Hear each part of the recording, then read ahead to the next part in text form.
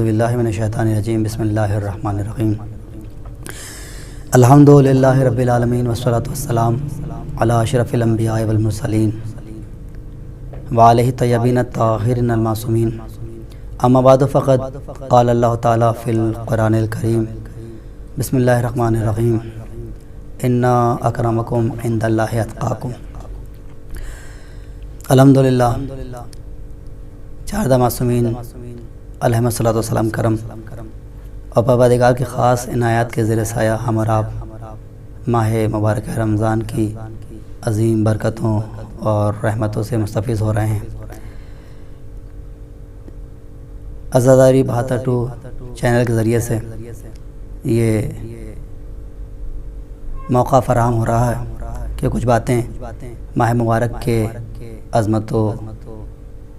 کرامت کے بارے میں آپ کے سامنے حاضر کرنے کی سعادت حاصل کر رہا ہوں۔ قرآن مجید میں سورہ حجرات کی جس آیت کے جز کی تلاوت کی ہے اس میں پروردگار نے فرمایا کہ انا اکرمکم عند اللہ اتقاکم، کہ اللہ کے نزدیک تم میں مکرم وہ ہے کہ جو متقی اور پرہیزگار ہے۔ تقوی ایک عظیم نعمت کا نام ہے، تقوی ایک عظمت کا نام ہے، تقوی ایک کمال کا نام ہے، تقوی اس دولت کا نام ہے کہ جس کے لیے سورہ نبا کی آیت میں ارشاد ہوتا ہے کہ ان المتقین مفازہ، کہ کامیابی متقین کے لیے۔ قرآن مجید کی اگر آیات کو آپ دیکھیں تو متعدد آیات میں پروردگار نے تقوی کے جو فضائل بیان کیے ہیں اس میں سے سب سے بڑی فضیلت تو یہی ہے کہ اعلان کیا کہ ان اللہ یحب المتقین، بے شک اللہ متقین سے محبت کرتا ہے، ان اللہ مع المتقین، بے شک اللہ متقین کے ساتھ ہے۔ اور جب بات ہدایت کی آتی ہے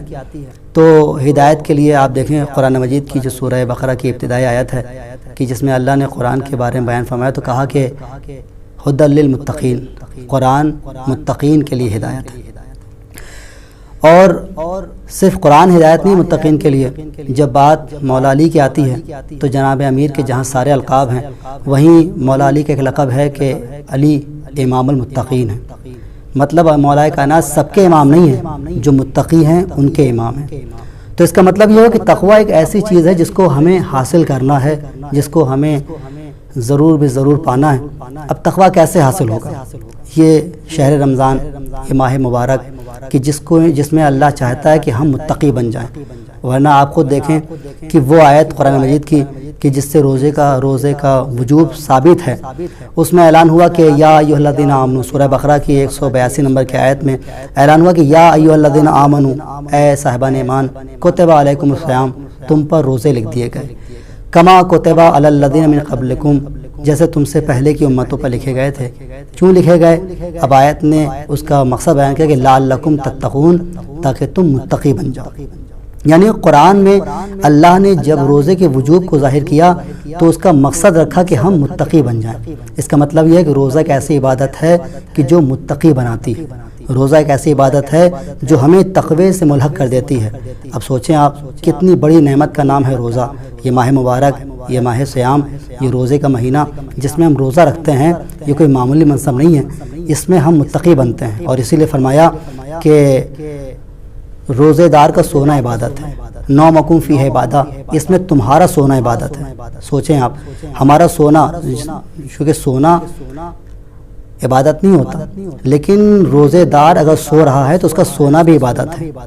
اور صرف سونا عبادت ہے؟ نہیں، اعلان ہوا انفاسکم عبادہ، جو تم سانس لیتے ہو تو تمہارا سانس لینا عبادت ہے۔ ذرا سوچیں کہ آخر ایسی وجہ کیا ہے کہ ہم سانس لے رہے ہیں تو ہمارا سونا عبادت اور تسبیح میں شمار ہو رہا ہے؟ اس کی وجہ کیا ہے؟ اس کی وجہ یہ ہے کہ ہر عبادت میں ریاکاری کا شائبہ پایا جاتا ہے۔ ہر عبادت میں اگر ہم نماز پڑھ رہے ہیں تو ممکن ہے کہ نماز میں کہیں نہ کہیں ریاکاری ہو۔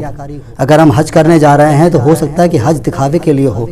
اگر ہم پیسہ خرچ کر رہے ہیں، زکوٰۃ و خمس نکال رہے ہیں تو ہو سکتا ہے کہیں نہ کہیں پبلسٹی چاہ رہے ہوں، شہرت چاہ رہے ہوں،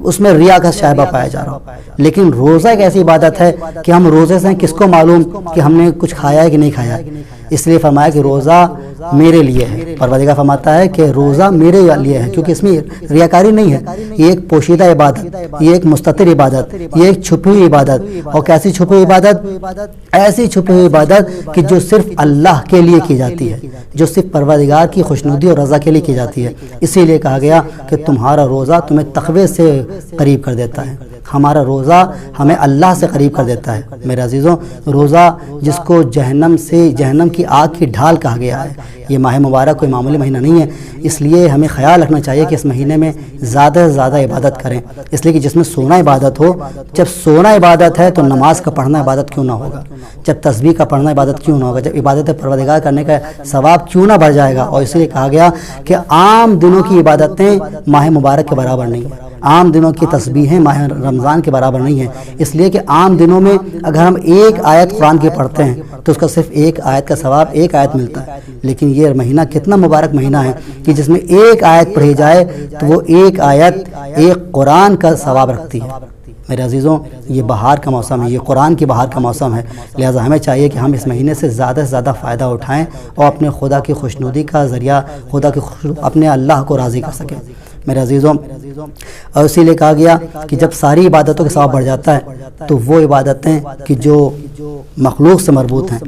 مطلب صلہ رحم کی عبادت، صلہ رحم عام دنوں میں اگر ہم صلہ رحم کر رہے ہیں تو اس کا ثواب ہے، لیکن ماہ مبارک میں اگر کسی کے ساتھ میں صلہ رحم کر رہے ہیں، اپنے عزیزوں اور رشتہ داروں کے ساتھ میں مسکرا کے باتیں کر رہے ہیں، ان کے ساتھ محبت سے پیش آ رہے ہیں، تو وہ کیوں نہ عبادت ہو، اس کی عبادت ثواب کتنا بڑھ جائے گا۔ عام دنوں میں اگر ہم کسی کو کھلا رہے ہیں تو اس کا کھلانا اور ہے، لیکن ماہ مبارک میں اگر کسی کو افطار کرا رہے ہو، اسے آپ دیکھیں کہ جب خطبہ شعبانیہ پیغمبر نے دیا تو پیغمبر نے فرمایا، خطبہ شعبانیہ دیا تو پیغمبر نے فرمایا کہ یہ وہ جو مہینہ آ رہا ہے جو رحمت کا برکت کا مہینہ ہے، اس میں تمہارے لیے ضروری ہے کہ جو رحمت کے دروازے تم پر کھولے گئے ہیں وہ تم پر بند نہ ہو۔ اور فرمایا گیا کہ تم اپنے برادر مومن کو افطار کراؤ، کھلاؤ۔ تو کچھ لوگوں نے کہا کہ پیغمبر خدا ہمارے پاس تو مال دنیا میں بہت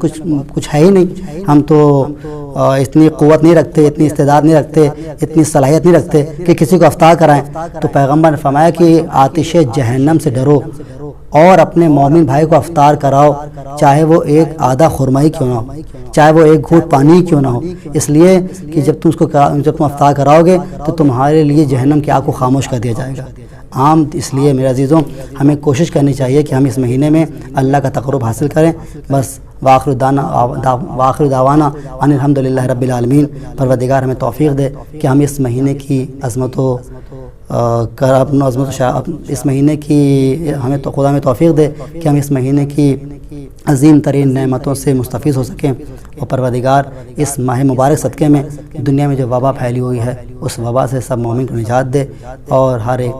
کے لیے ضروری ہے کہ اس پرآشا ماحول میں اپنے وقت کے امام کے لیے، اپنے وقت کے مولا کے لیے، ان کی جلد تعجیل ظہور کے لیے دعا کرتے رہے۔ لہٰذا آئیے ہم اور آپ دعا کرتے ہیں کہ پروردگار اس مہینے کی عظمت و صدقے میں ہمیں اپنے امام کی معرفت و محبت سے مالا مال فرما دے اور امام زمانے کا ظہور ہو جائے تاکہ ہم ان کے ناصر میں شمار ہو سکیں۔